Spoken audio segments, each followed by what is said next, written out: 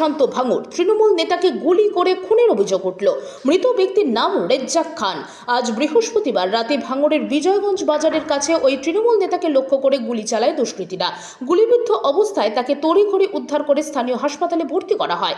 পরে তার মৃত্যু হয় বলে খবর পাওয়া গিয়েছে। তদন্ত শুরু করেছে পুলিশ। রেজ্জাক খান তৃণমূল কংগ্রেসের একজন সক্রিয় নেতা এবং তিনি ক্যানিং পূর্ব বিধানসভা কেন্দ্রের বিধায়ক শওকত মোল্লার ঘনিষ্ঠ বলেও তৃণমূল সূত্রে জানা গিয়েছে। রাজনৈতিক কারণে এই হামলা কি না তা নিয়ে ইতিমধ্যেই জল্পনা শুরু হয়েছে। ঘটনার পর এলাকায় ব্যাপক উত্তেজনা ছড়িয়েছে। স্থানীয় তৃণমূল কর্মী সমর্থকরা দোষীদের গ্রেপ্তারের দাবিতে রাস্তায় নেমে আসে। তৃণমূলের একাংশের দাবি এটা পরিকল্পিত হামলা। রেজ্জাক খান দীর্ঘদিন ধরে এলাকায় দলের সংগঠনের কাজ করতেন। তৃণমূলের বিধানসভা কমিটির সদস্য ছিলেন।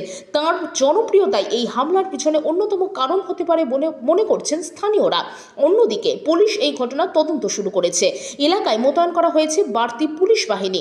সরাসরি আইএসএফ বিধায়কের নাম নিয়ে তৃণমূল বিধায়ক বলেন, নওশাদ সিদ্দিকীর মদতে খুন করা হয়েছে। বিকেল থেকে দুটো মিটিং শেষ করে বাড়ি ফিরছিল রেজ্জাক। তাকে গুলি করে কুপিয়ে খুন করা হয়েছে। আসলে ভাঙড় এলাকায় ওদের অস্তিত্ব বিলীন হয়ে যাচ্ছে বলে এই সব কাজ করছে। পুলিশকে বলবো, অবিলম্বে এই সমাজ বিরোধীদের গ্রেপ্তার করতে হবে ও দৃষ্টান্তমূলক শাস্তির ব্যবস্থা করতে হবে। এই বিষয়ে আরো খবর জানতে অবশ্যই চোখ রাখুন নদিয়া বার্তা 24 নিউজের পর্দায়। আইএসএফ আশ্রিত সমাজ বিরোধীরা এটা সম্পূর্ণ নওশাদ সিদ্দিকীর মদতে আজকে তাকে নৃশংসভাবে গুলি করে এবং তাকে কুপিয়ে খুন করা হয়েছে। ও বিকাল থেকে আমাদের দুটো মিটিং অ্যাটেন্ড করেছে। মিটিং করে ও বাড়ি ফিরছিল।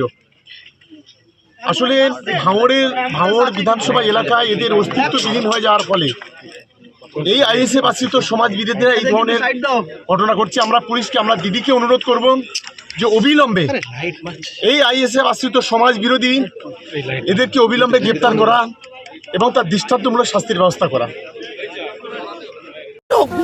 বাড়িতে আমরা আগে চলে গেছি, ইনি লাস্টে দেখাচ্ছি খবর পাচ্ছি যে ডেড হয়ে গেছে, পড়ে আছে। এসে দেখছি যে গুলি হয়েছে আর 3টে কোপ আছে। কি অবস্থা আপনারা দেখেন না। এর নাম কি? রেজ্জাক খান আমাদের মামু সম্পর্কে হয়, আমাদের পাড়ার। খুব ভালো মানুষ, খুব ভালো মানুষ। কখন ঘটলো ঘটনাটা? হ্যাঁ, কতক্ষণ আগে ঘটেছে? আরে আমরা এক্ষুনি খবর পেয়েছি, এসে দেখছি পড়ে আছে। ছুটে এসে দেখছি পড়ে আছে।